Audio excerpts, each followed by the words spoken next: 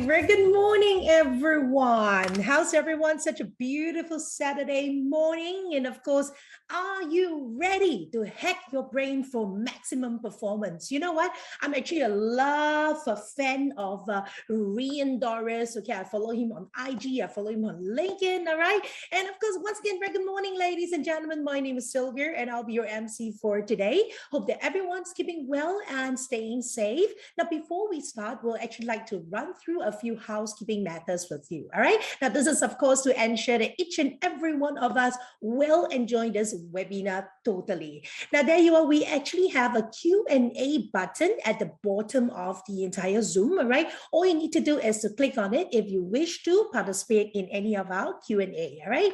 And of course, not only that, you can also vote on the questions, and the questions with the highest vote will stand a better chance for our speaker to answer it later during the Q&A session. Now, take a look over there. We actually have the Q&A window, which will pop out where you can enter your questions over there too. And not only that, you can vote, just what I've said earlier on, remember to click on the thumbs up, all right, in order to vote for the questions over there. All right, we will be starting real soon right now, so I suggest everyone, let's stand by, and of course, to be ready to hack our brain for maximum performance right there, all right? So once we're ready, we're gonna wait a little while more for a few more people to come in right here. And here we go. Once we are ready, and there you are. Absolutely fabulous. And of course, those who have just joined us, a very warm welcome and good morning once again. Welcome to this very exciting webinar, How to Hack Your Brain for Maximum Performance, which is proudly brought to you by the National Library Board. Once again, my name is Sylvia, and I'll be your MC for today. Now, there's a question that I would love to ask each and every one of you. Do you feel burnout at work? Now, are you actually interested in living up to your full potential and having a guide for hacking your brain so that you can have maximum performance? Now, today we are very pleased to have with us Mr. Rian Doris, who will be sharing with us on the flow how to have peak performance, recovery, burnout, stress, and even the nervous system for your work, and how to live like an elite athlete. Mr. Rian Doris is, of course, a co-founder and COO at the Flow Research Collective, and it is actually a research and training institute that focuses on decoding the neuroscience of flow states and training leaders to achieve their peak performance. Mr. Rian lives at the intersection of entrepreneurship and academic. Not only that, he started his business as early as the age of 18 years old. He read philosophy in Trinity College, Dublin, and has a Master of Science in Applied Neuroscience at King's College, London. Now, Mr. Rian has also led the research initiatives with Imperial College, London, University of South California, the University of Zurich, and Deloitte. Now, on the entrepreneur side, Mr. Rian has worked intimately with numerous world-leading experts such as Keith Ferrazzi, Dr. Dan Segel, and Stephen Kotler. Now, not only that, Mr. Rian has also been featured in Fast Company, in Forbes, in TEDx, and in Big Thing too. I am getting very excited, and I can't wait to bring Mr. Rian up on screen with us. And of course, before we invite this very charismatic and very talented man on screen with us, I would like to let you know that we will also be having the Q&A box located at the bottom of the screen for your Q&A session. Now, do feel free to post your questions at any point of time. Once again, you can vote for all these questions, and of course, the question with the higher vote will stand a better chance for our speaker to answer later on during the Q&A. Now, are you ready to learn how to hack your brain for maximum performance with Mr. Rian Doris? Without much further ado, let us invite Mr. Rian Doris, COO and co-founder of Flow Research Collective, to deliver his presentation. I'm excited. Mr. Rian Doris, over to you, please. Sylvia, thank you so much. What an amazing introduction. I don't know if I'm going to be able to live up to it, but I'm very excited. I appreciate can't wait the kind for you words. to start. All right, over to you. All righty. It's great to be here with you all. So I'm really excited to be speaking with you today about peak performance, how to hack your brain or consciousness to be able to drive yourself into a flow state, and how to become an executive athlete. I'm going to share my screen here. I just want to make sure everybody can see this slide well. Can you all see that okay? Yes, we can see it. Absolutely Perfect. fabulous. Perfect. Great. Great, folks. So what we're going to be talking about today are 4 key things required for peak performance in the workplace.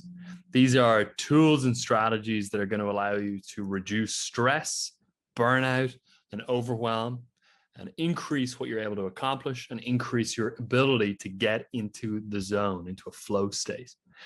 And I'm aware that we've got about 45 minutes together. So I'm going to try and move through this presentation at a nice, fast pace so that we've got some time for Q&A.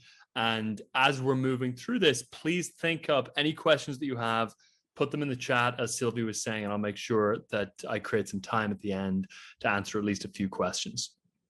But with that, let's dive on in. So I'm going to skip a few slides here. Thanks to Sylvie's amazing introduction, I'm able to pass by some of these. And let's start here. So, what is one of the most critical mistakes that may be capping your performance as a knowledge worker or an executive or a manager or an expert in whatever domain you're is? What is it that is likely causing you unnecessary stress, slowing you down, reducing your ability to accomplish what you really want to and know you're capable of? Well, it's failing to treat yourself as a corporate athlete. So here's the key thing. The average professional athlete spends the majority of their time training and only a small percentage of their time, usually only several hours a day at most, actually competing.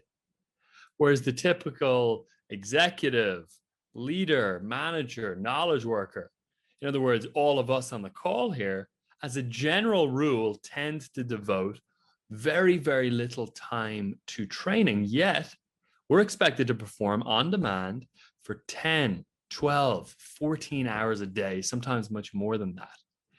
And while athletes enjoy several months of off-season, many of us as knowledge workers and executives are lucky to get 3 or 4 weeks of vacation a year.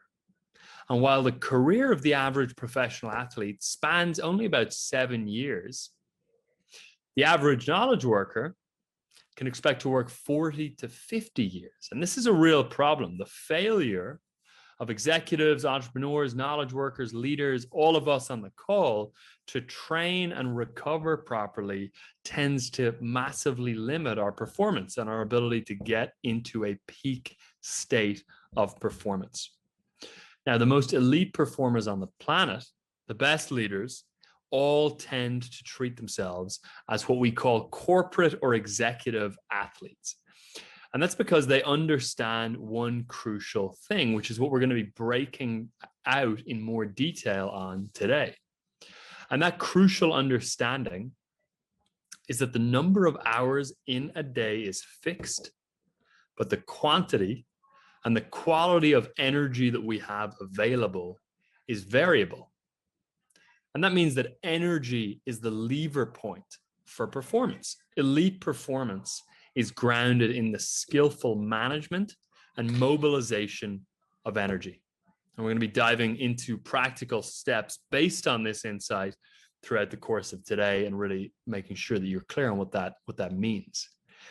But this fundamental insight and the drastically different approach to work and life that can occur as a result of integrating it into our behavior day to day is the distinguishing trait of an executive athlete. And we're going to be covering 4 key things that we can actually do starting today to move towards becoming an executive athlete and start to achieve peak performance. And these are leveraging anti-linearity, deploying active recovery, adopting a binary approach to work, and then finally hacking flow. So let's dive in. The first one is leveraging anti-linearity. So 2 researchers, Jim Lohr and Tony Schwartz, together wrote a really great Harvard Business Review article called The Corporate Athlete, which has inspired a little bit of the thinking here. And in that article, and I'll send that as a follow-up, they use the term oscillation to refer to a process of rhythmically moving between 2 states. And those states are stress and recovery. And in weightlifting, the term supercompensation explains the fact that when you stress a muscle through training, the muscle breaks down, and then after a recovery period, the capacity or the strength of that muscle actually increases. This is what it looks like. However, if we continue to stress a muscle endlessly without a recovery period, there will be no increase in performance, just chronic damage. And the reverse is also true. If we don't stress our muscles at all, our muscles atrophy, they become weak, and we end up with limited or diminished strength and capacity. And in both cases, the enemy is not the stress that we're putting on our muscles. The enemy is what we call linearity. And linearity is the failure to oscillate between energy expenditure or stress and recovery. So oscillation is the key. It's all about rhythmically moving between these two states, from stress to recovery. And the thing is, this exact same model applies in the workplace. It applies for all of us. If we attempt to continue to perform without making time to recover, we eventually get hammered by the law of diminishing returns, and we fail to even maintain baseline performance. Never mind expanding our capacity so that we can actually perform better in the future. And so to perform optimally, we want to look like this graph, where we have this stress period in red, we have the blue period, which is recovery, and then we have that green period, which is supercompensation, where we're actually getting better than we were before the stressor, thanks to the recovery. And so to perform optimally, we need to systematically increase our exposure to stress through energy expenditure, and then enter periods of deep recovery, which we want to emerge out of super compensated, rejuvenated, and charged up with expanded capacity that allows us to expend more energy and thus perform better than we were previously capable of. So the signature trademark of high performance tends to look a little bit like this graph, where it's a high intensity sprint, full focus, and then it's unplug and deep, deep rest and total recovery, and ideally total switch off.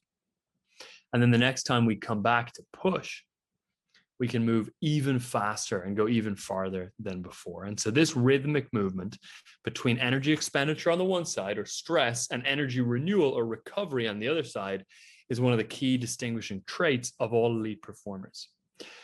Now, the issue is that for the vast majority of us, we attempt to just endlessly stack periods of energy expenditure or work on top of itself without ever dialing it back to recover. We energy expend, energy expend, energy expend. We stay in that stressed state while actually working without any recovery. And trying to perform like this is a train wreck. Over time, performance plateaus, then it begins to decline. And ultimately, burnout is nothing more than the workplace equivalent to this kind of overtraining. And research backs this up. Research by Mariana Virtanen at the Finnish Institute of Occupational Health actually found that a linear approach to work, in other words, working straight without having these oscillating periods of recovery and renewal, really negatively impacts our health and performance over the long term. It impairs our sleep, it causes depression, it increases the likelihood of alcohol abuse. And from the perspective of a company, it shows up as absenteeism, people not showing up for work, turnover, rising health insurance costs, all the things that we don't want to have. Now, you may be thinking to yourself, okay, great, I get it. I got to work, and then I got to not work and recover. But the thing is, it's generally obvious what energy expenditure means to us. Energy expenditure or stress is just work. It's just whatever work we actually have to do right now in the moment, whatever our tasks are, or goals are, or KPIs are for next week. That's what the energy expenditure side of this equation looks like. But what's often less intuitive, what can be a little bit more nuanced, is the other side of the equation, the recovery side. What do we actually mean by recovery? We all know what we mean by work. It's just our to-do list that we've already got full clarity on. But what does recovery actually mean? Well, that brings us to the second key to becoming a corporate athlete, which is understanding what recovery really means. Because the key thing is, any old form of recovery is not sufficient. We actually need active recovery. So what is active recovery? Well, let's start by distinguishing it from passive recovery. Now, passive recovery is what most people tend to do. Passive recovery is simply a period of inactivity. Okay? So in passive recovery, you're doing nothing but passively allowing your system to recover. And unfortunately, for a lot of people, this looks like vegging out in front of the TV. It looks like drinking alcohol. It looks like eating fast food.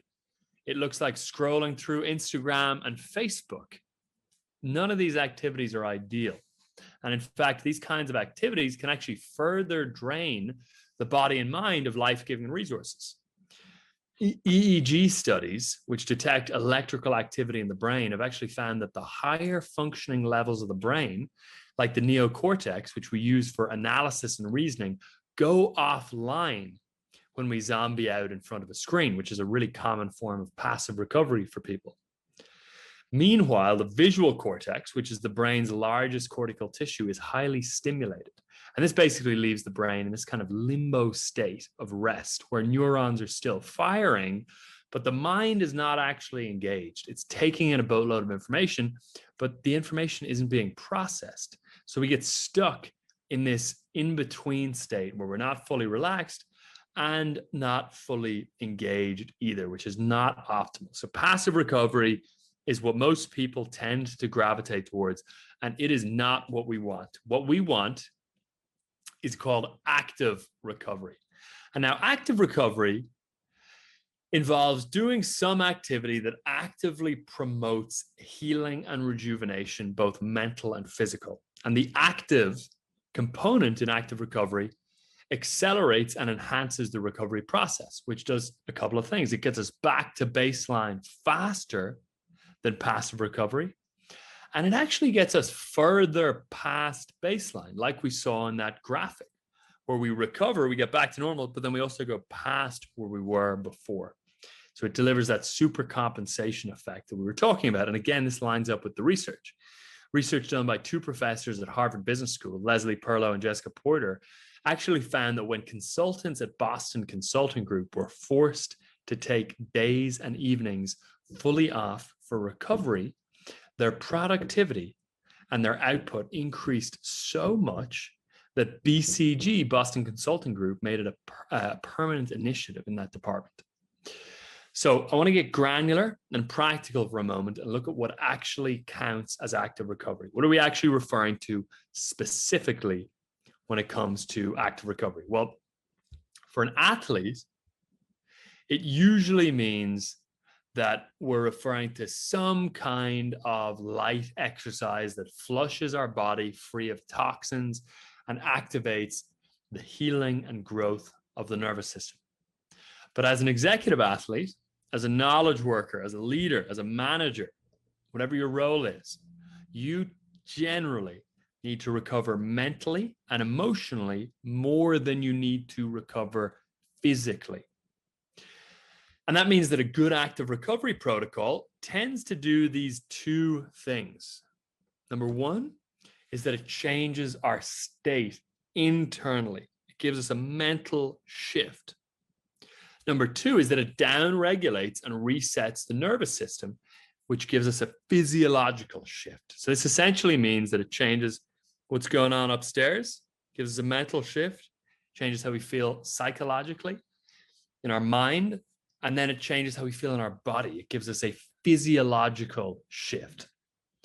Now, to get really practical for a moment, you may be wondering, okay, what are some of the forms of active recovery that I can actually do? And when should I do them? Well, I'm going to run through a number of really, really great forms of active recovery. So the first example is cold therapy. Things like ice cold showers, cold plunges, ice baths, breath work, which is a form of active meditation where we use the breath to change our physiology and downregulate our nervous system, is a really amazing form of active recovery. Heat therapy, like saunas and steam rooms, really amazing form of active recovery. Sensory deprivation chambers or float tanks. These are essentially chambers that we can go and lie in that are fully silenced, fully dark, and have warm water that you float in that is the same temperature as your body temperature, so that you feel like you're dissolving fully into the water and you've got no sound, no light, and full quiet. Exercise is another really great form of active recovery. Another one is hiking, an exercise within nature to soothe and calm the nervous system. And Dr. Andrew Huberman, who's one of our partners of the Flow Research Collective and a member of our advisory board, has found research that shows that immersion in nature actually has a positive impact on our internal state of well-being. And even more interestingly than that, wide horizon lines. So if you go out to, the top of a mountain or something like that, and you look out over a big, expansive, beautiful view, that wide horizon line that you tend to get in nature actually activates the parasympathetic nervous system, which is our rest and digest state, which is bringing us into that recovery state, or that state of renewal. Another great form of active recovery, the final one I'm going to mention here, is sleep. Most people think of sleep as a passive state because we're asleep.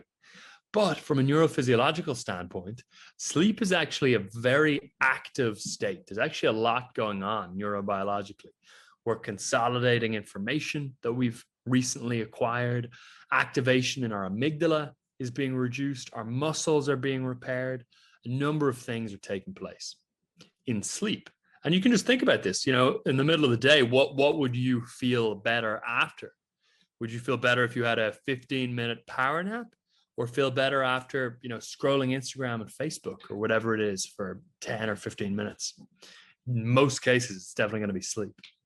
Now, the litmus test, the real benchmark for a great active recovery protocol, is that it gives us such a dramatic neurophysiological reset that it feels like we've just been on vacation, even if our active recovery was only a day or even a few hours long. So there's a phrase in the US called the just back from holidays feeling. And the just back from holidays feeling is when you come into work and you feel super relaxed and calm and well rested, and you got a little bit of a tan from your holiday and nothing is stressful. We want to be able to activate that just back from holidays feeling on a daily and weekly basis without having to take 2 weeks of holidays. And the way we can do that is by being intentional about our recovery and really actually treating recovery like part of the job. Because recovery is part of the job. We want to bring our active recovery protocol in under the same mindset and view as our work. We want to view it as just as critical as our highest priority tasks, because ultimately it is. It's impossible to perform optimally without some form of active recovery. And we don't want to fall into the trap of thinking that we're going to win by spending more time working than everybody else. It's a total fallacy. And in fact, researchers at Boston University's Questrom School of Business actually found that managers couldn't tell the difference between employees who worked 80 hours a week and those who pretended to. The researchers also found that there was no evidence to suggest that employees who were racking up more hours were actually accomplishing any more than those who were working less hours. And so the story of overwork is literally a story of diminishing returns. Keep overworking and we'll progressively work on increasingly low leverage tasks. And so more hours does not produce more output.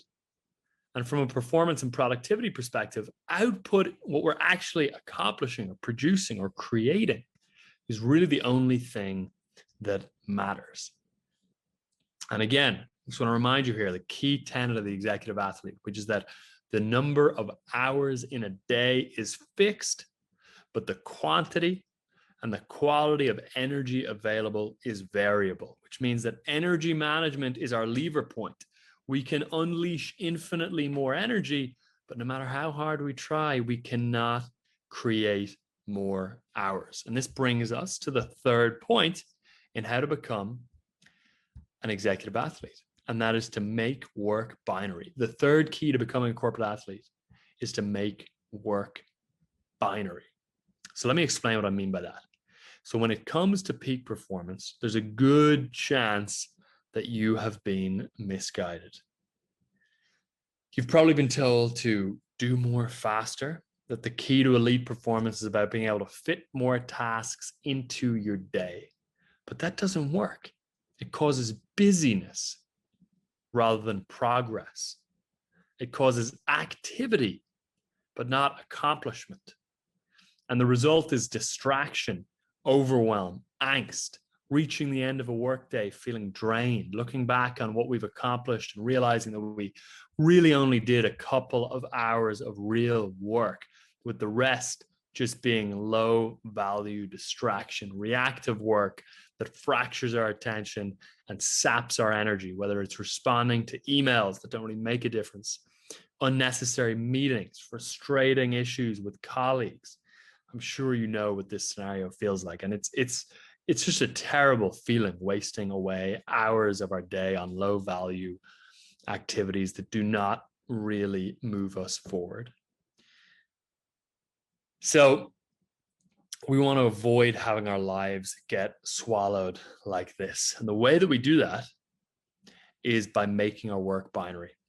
And working in a binary fashion means always being in one of two modes, either working as effectively as possible, operating with 100% intensity, fully focused, and fully engaged in sixth gear, or fully unplugged, deeply recovered, and enjoying life. And what we want to do is we want to ruthlessly eliminate everything in between. And this is what the best performers in the world do. They're always either fully on or fully off. And when you can make your work binary like this and be either fully on, totally dialed in, laser-like focus, maximally engaged, or fully off, deeply recovering, enjoying life, and allowing your nervous system, your body and mind to recalibrate, your output goes through the roof. You're able to apply clear, clean, laser-like focus to your highest priority tasks, knocking them out one after another. And then you're off, out of work mode, unplugged, and fully free. And so ultimately, as we've been talking about, this rapid shifting between energy expenditure and recovery is one of the real keys to elite performance. And this graph demonstrates it. We want to be away from this middle gray area. Most people live in this gray zone, this no man's land, half working, where they're sort of checking email, sort of watching a YouTube video, kind of a little bit doing some work, and neither fully on nor fully off. We want to eliminate that zone, and we want to be either engaged and on with 100% focus, or disengaged intentionally and unplugged and switched off, so that we can actually recover. Because if we're in that middle ground, we're not doing either. We're not recovering at all.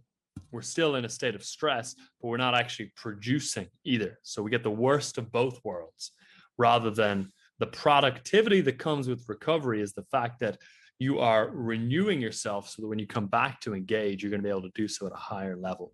So in that sense, it's productive to recover. So making work binary, that's the next key. And the final piece that I'm going to touch on a little bit more briefly so that we have some time for questions here is hacking flow state. So flow states are states of optimal performance where we feel our best and we achieve maximum capacity and output. These states are states of being in the zone, moments of rapt attention and total absorption, where we get so focused on the task at hand that everything else disappears. And action and awareness merge. We get immersed in what we're doing, our sense of self, that inner dialogue, that voice in our mind, goes offline, it vanishes, and our sense of time distorts with hours going by in what feels like minutes. And throughout our time in a flow state, all aspects of performance, mental and physical, tend to go through the roof. And there's lots and lots of research to support this. There's research from McKinsey, there's research from DARPA, there's work done by Harvard, there's work done by the University of Sydney that correlates time spent in flow to increases in performance, to increases in creativity, in motivation, in productivity, in learning and skill acquisition speed. So the point is, when we're in a flow state, when we're in the zone, our ability to produce our best work goes through the roof. And we all know this. We all talk about being in the zone, or wanting to get into the zone, or getting knocked out of the zone, or being glad that we were able to get into the zone and hours went by in what felt like minutes, and we, accomplished what we wanted to do for the day, or whatever the case may be. So the question then becomes, how do we actually get into a flow state? How do we drive ourselves into the zone? And that brings us to what are called flow triggers. And there's 22 total flow triggers. These are preconditions that we can put in place in order to be able to access a flow state. So when you look at people who get into the zone, people who get into flow with frequency, you tend to see these triggers show up before they get into that zone. And there are 22 triggers. I'm not going to go into them all now. I'm just going to mention one trigger, actually, just so we have time for Q&A. And I'll go through the other ones if we don't. And that is called the challenge skills equation. And the challenge skills equation, or the challenge skills balance, which is what it's sometimes called, tells us that flow shows up when the activity we're engaged in is at the perfect sweet spot between our current skill level and our ideal challenge level. Now, if you are engaged in an activity, let's say you're delivering a speech, to use that example, and you haven't rehearsed the speech, you haven't practiced it, you're not used to being in a big crowd, the challenge level for you delivering that speech might be too high. And that means that you will not get into a flow state, but rather you will be provoked into an anxious state of hypervigilance where it is overwhelming and too difficult. And so that you get dropped out of a flow state by being pushed up into anxiety when the challenge level is too high for your existing skill level.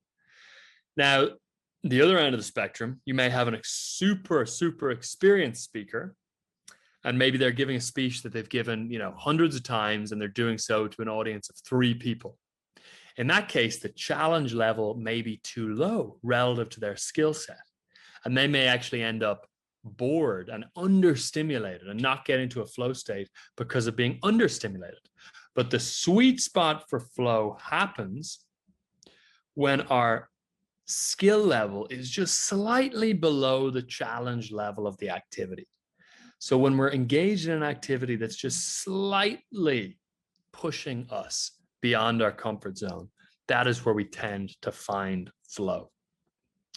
So just to quickly recap before we transition into questions, we talked about the 4 keys to becoming an executive athlete. We talked about the need to leverage oscillation to rhythmically move between 2 states of stress, which is work, and renewal or recovery, which is active recovery. We talked about the need to deploy different types of active recovery to accelerate our recovery process rather than engaging in passive recovery. We gave some examples of active recovery. We talked about the need to avoid the gray zone, that half-working middle state, and to make work binary. And we talked about what flow state is and the challenge skills balance, engaging activities that have you stretch but not snap, that are just that perfect level of challenge so that you can access flow more consistently. So with that, for now, I'm going to leave it there, and that gives us 15 minutes for Q&A. So excited to see what questions we've got popping in here.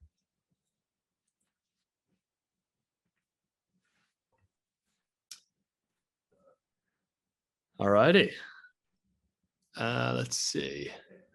Sylvia, am I good to go ahead and just answer some of the questions that are coming into the chat? Yes, no problem. Just go ahead. I've seen quite a number of exciting questions over there. Do you want me Perfect. to read it out to you No, it's great. I got it here. This is great. This is Cool, great. that's So great. All I want to right. make sure I'm pronouncing the names properly. So No Fong, it worries. sounds like. How can employees in more traditional workplaces, with an emphasis on the number of hours in the office as a measurement for work, take ownership and make their work binary? Fantastic question. Fantastic question. So there's a couple of things that I'll mention here. The first thing is developing the skill of managing up. And so managing up is not taught. It's not really talked about that much. We're generally thought, we think of managing our direct reports, managing down to people who are reporting up to us. We don't think of managing upwards very much as a skill, but being able to manage up to your manager, to your boss, quote unquote, and set expectations, negotiate with them, communicate effectively, request certain liberties or certain levels of autonomy to be able to perform at your best is in and of itself a critical skill set to develop. Managing up is a skill set. So that's the first thing I'd say, is that you want to develop that skill set to manage upward so that you can get the freedom and the ownership needed to make your work binary. The second thing I'll say is that one of the most effective ways to do that, to manage up so that you can make your work binary, is to figure out what it is that your boss actually wants. Because sure, maybe hours are the measurement of work, but what is the work that they are hoping they will get by measuring the amount of hours that you put in? It's not, usually there's something else. It's not just hours. You're there to produce something, to advance something, to create something, not just to show up and put in hours. So we want to figure that thing out. What is it that we're actually being held accountable for? What is that core piece of output we are responsible for producing? And then we can go to our manager and say, look, if you give me the ability to work in a way that gives me performance, and if you're willing to give me the autonomy I need to do that, I will be able to produce more of what you actually need and care about. So that's a really important thing, is you don't want to just say, can I work in the way that I want to work? You want to say, look, I know that you care about how many articles I write, for example. And if you let me work in this way, I'm going to be able to write 2 more articles a month. And I know that that's going to have a positive impact for our department and our bottom line. So would you like me to work in this way that allows me to produce 2 more articles a month? Or would you like me to work in this current way that I'm working, and for us to have 2 less articles a month? And you want to say it in a gentle, gracious way so that you're not being disrespectful or anything like that. But that is what you want to try and do, is figure out what you're actually being held accountable for, and then make the argument and arrangement based on what they care about, not your work and your request. So hopefully that helps for the first question there. Next one is reading active recovery. Great question. As a general rule, it's not. Reading is a fantastic activity for many, many perspectives. Obviously, reading is critical for learning. Reading actually has a huge impact on creativity, which is interesting.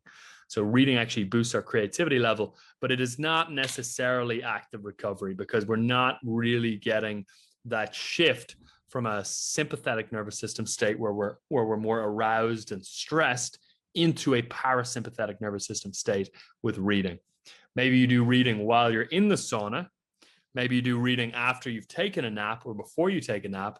Maybe you do reading, whatever it is, when you're out at nature or whatever. Maybe you listen to an audiobook. But the reading itself alone, if you're just reading at your desk, is generally not going to do the full job that you want with respect to active recovery. How do we avoid anxiety when not being able to perform, not getting into a flow state? It's a great question. So one of the biggest causes of anxiety that blocks flow state and that blocks peak performance is what is called cognitive load. And cognitive load theory was developed by an Australian researcher, psychologist by the name of John Sweller, in a paper that he called The Lucky Number 7. That paper looked at why phone numbers tend to be 7 digits long. And it found that the amount of information we generally are able to hold at any given time is 7 bits. Excuse me, 7 bits of information.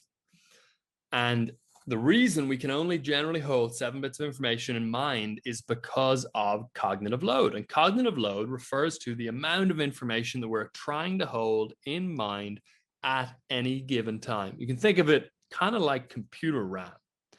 A computer has a certain amount of RAM, which is the processing power that it is able to manage so that you can, accomplish tasks at any given time. It's the same in your brain. You've got a certain amount of RAM, a certain amount of cognitive load, a certain amount of information you can hold in mind at any given time. And one of the biggest contributors to anxiety and stress is having too much cognitive load, holding too many things in your mind when trying to do something that is unrelated to those things. So you may be holding all sorts of open loops about work in your mind when you're trying to go to sleep. You may be stuck thinking about some other task and meeting when you're trying to do some other work, whatever the case may be. But what we want to do is we want to lower cognitive load. We want to get all these things out of our mind. One of the easiest, best ways to do that is just get a piece of paper and brain dump everything that we're holding in mind, all that cognitive load, just cognitive load, dump it out all onto a page of paper. Because we want to remember that our brains make crappy offices. They are not designed for storing information. They are designed for synthesizing and acting upon information, not for storing it. So we don't want to bother ever really storing information in mind. There is no inherent value in remembering random things. Instead, we want to use tools like paper, like our phone, like our computer, to store that information for us so that we can free up our cognitive RAM and use it for the thing that we're actually trying to accomplish. And when we do that, anxiety tends to decrease significantly. All righty, so I've got a question from Shirley here, and hopefully that was helpful, Prasad. What is one practice you think HR or management should institute on a daily basis to create that process of recovery? It's a great question. So generally, we want to put recovery in place over a number of different time periods.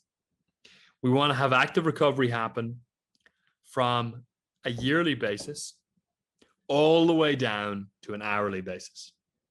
So that may look like once a year doing, a 1 week or 2 week holiday where your full focus is just renewal, and you're, spending a lot of time in nature, you're sleeping a lot, you're exercising, you're getting good sun exposure, etc. You're really going and doing a deep active recovery practice, maybe for, a week, 2 weeks per year. Then once a quarter, we want to try and dedicate maybe a long weekend once a quarter to active recovery, maybe a Thursday to a Sunday. And really have the full focus of that weekend be active recovery, doing all those sorts of things, getting a massage, having a bath, spending time with loved ones, exercising, really focusing on sleep, etc., etc. Then once a month, maybe we dedicate just a weekend to it once a month, normal weekend. Then once a week, we want to ideally have a day dedicated to active recovery once a week. And then on a daily basis, we want to have at least one block of time each day. Could be morning, could be evening. Evening tends to work great.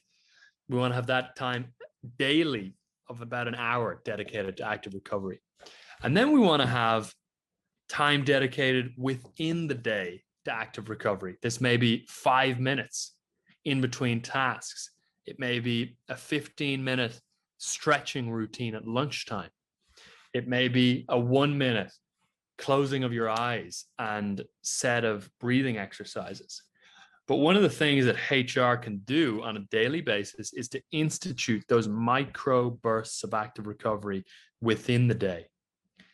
So doing, for every 90 minutes, 5 minutes of recovery, or 10 minutes or 15 minutes of recovery for every 90 minutes of work.